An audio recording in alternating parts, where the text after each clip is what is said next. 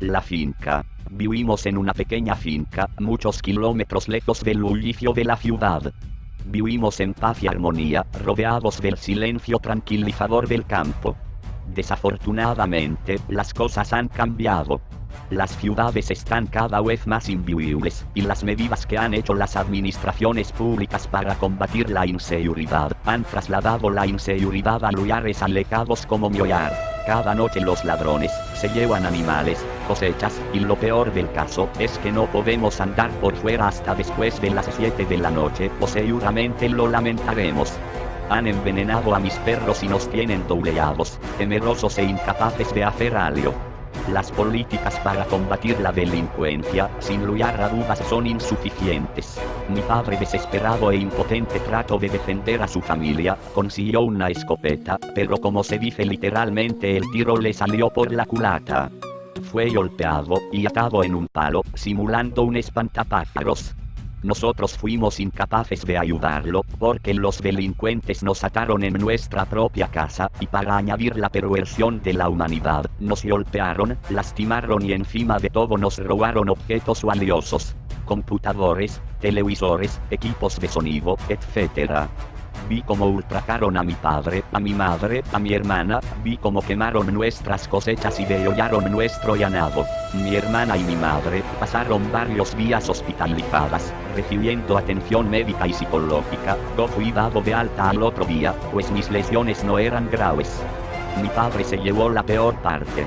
Tuvo múltiples fracturas en costillas y brazos, hemorragias internas y una arteria se reventó en su cabeza. Todo lo anterior lo llevó finalmente a la muerte. Yo estaba abatido, adolorido, deshecho, y en mi cabeza solo crecía un sentimiento, uno que siempre es común tener cuando suceden cosas así. Yo estaba sediento de venganza, no me importaba cuántos hombres fueran, ni lo peligrosos que pudieran ser, tan solo quería hacerlos sufrir hasta que mueran. El problema de todo esto es que puedes desear vengarte con todas tus fuerzas, pero pasar del deseo al hecho es muy difícil, es un largo camino de transitar y una vez que lo pases, tal vez no encuentres retorno y tu alma se pierda. Mi difunto abuelo solía decir que existen muchos espíritus malos, que solo buscan un cascarón donde puedan habitar y ser terriblemente malos. Nunca entendí esa frase, hasta ese día, cuando rebuscando en sus cosas viejas, encontré una hoja de papel. En ella hablaba de crear recipientes para espíritus que harán lo que les ordenes. La idea se incrustó en mi cabeza y a pesar de que en la hoja no estaban consignados muchos detalles, existía el internet. Y ya sabes cómo es esto. Escribes en el buscador una palabra clave, obtienes información y cada vez que especificas la búsqueda, te acercas a lo que buscas. Si eres paciente y un buen investigador, encontrarás lo que estás buscando. El ritual era fácil, primero había que escoger ropa, no importaba si fuera usada o nueva, y la talla dependía de qué tan grande quieras tu monstruo. El siguiente paso consistía en rellenar la ropa de acerrín paja, colocarle una máscara, guantes y zapatos, también rellenarlos. Además había que ponerle un corazón de algún animal. Yo escogí el de mi perro, la última víctima de esos malditos, y hacer una donación de sangre, preferiblemente propia. Finalmente lo puse en el palo, donde habían puesto a mi padre. Recordé la aterradora escena y, si a mí me dio miedo, ese miedo lo iba a transmitir a esos delincuentes. Recité un ritual, el cual llamaba a un espíritu a tomar posesión del muñeco. Al principio no pasó nada, me aseguré de hacer el ritual paso por paso como lo había encontrado en internet. No obstante nada pasaba, yo me sentía cada vez más idiota, por querer creer en una fantasía para niños. Un fuerte aguacero cayó sobre mi casa. Las gotas chocaban con gran fuerza contra el cristal, temí que pronto los vidrios se hayan añicos. Antes de dormir recité el ritual nuevamente y un rayo se estrelló contra el espantapájaros. Al principio no pasó nada, pero luego pude ver cómo ese espantapájaros regresó su mirada hacia mí. Pensé que no pude tomar una máscara más aterradora. Era blanca, su nariz era puntuda, en sus cuencas oculares habían 2 círculos negros y su boca permanecía en una inquietante risa macabra. Levantó su brazo derecho y un gran cuervo se posó en él. Después desapareció. Me fui a dormir muy asustado, quería creer que todo había sido una pesadilla, y cuando estaba convenciéndome que no era real, alguien entró en mi cuarto. La puerta se abrió y cerró lentamente, me cubrí con la cobija de pies a cabeza, pero sentí que alguien me olfateaba, como cuando un perro busca narcóticos en las maletas de los viajeros en los aeropuertos. También sentí 2 manos rozando las cobijas muy cerca de mí. Al cabo de unos minutos esa sensación desapareció. Luché por tranquilizarme y retiré la cobija de mi cabeza, para poder ver qué sucedía. Mis ojos tardaron unos segundos en acostumbrarse a la oscuridad y cuando finalmente lo hicieron no vi nada. Me senté en la cama y no había algo enfrente. Sin embargo, sentí una respiración gélida en mi oído derecho, regresé a ver y me encontré con un rostro blanco, que me miraba sin verme y me sonreía con esa inquietante sonrisa estática. Le tiré la cobija encima y salí corriendo a refugiarme en el sótano, ahí pasé la noche. Al día siguiente y con la compañía de un imponente sol, recorrí la casa, el espantapájaros estaba colgado en ese palo, pero cuando decidí asegurarme que haya sido un sueño, encontré un mensaje en mi habitación escrito con algo rojo. Saciaré tu sed de venganza y tú saciarás mi sed de sangre. A mí solo me bastaba escuchar venganza para que lo demás se me olvide. La noche de ese mismo día, vi al espantapájaros cobrar vida, igual a la noche anterior. Desapareció de mi vista y no lo volví a ver. A la madrugada, ese ser entró a mi habitación, esta vez lo hizo de manera abrupta, la puerta se abrió de par en par y de golpe me desperté sobresaltado.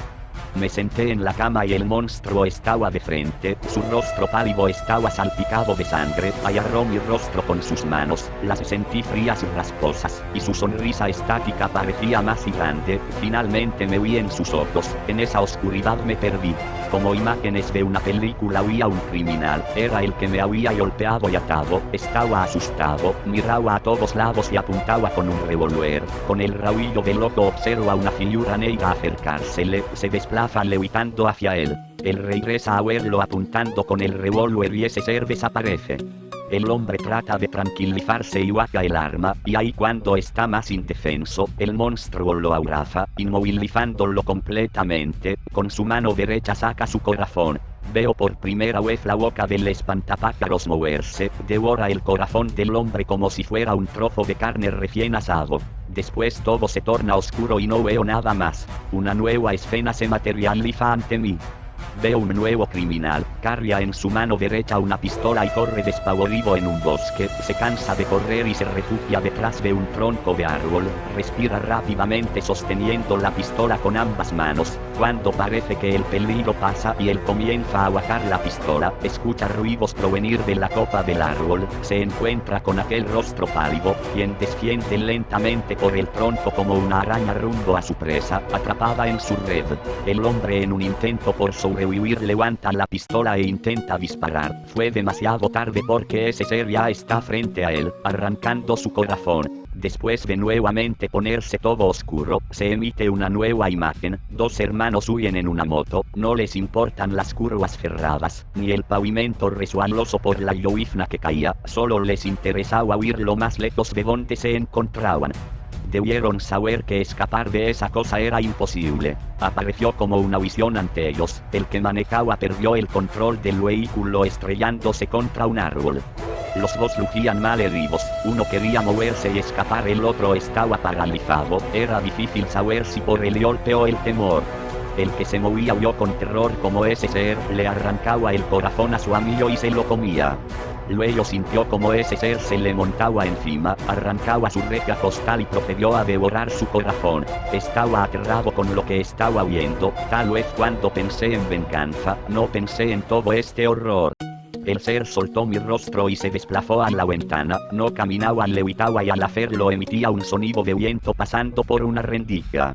Llegó a la ventana y me señaló algo con su dedo, yo lentamente me acerqué allí. Lo que mire hasta ahora no lo puedo borrar de mi mente, recuerdo que grité tan fuerte aquel día que sentí que mis cuerdas vocales se reventaban. Justo donde señalaba el espantapájaros, estaba el líder de la pandilla, empalado, atravesado por donde estaba su corazón, por el palo que había utilizado para atar a mi padre, y un par de cuervos se comían su rostro.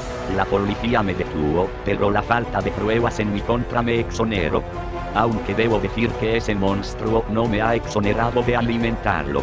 Hice todo esto por venganza, por lo que le hicieron a mi padre y a mi familia, pero ahora, si no lo alimento él me matará. Lo he alimentado de vagabundos hasta la fecha, pero ya no quiero hacerlo más. He asesinado a tanos inocentes que me maldillo a mí mismo por haber despertado a esa bestia. Tomó un cuchillo, estoy decidido a hacerlo, voy a arrancarme el corazón, se lo dejaré en bandeja de plata, para que se lo coma, y que él consiga otro idiota como yo, que sea capaz de alimentarlo.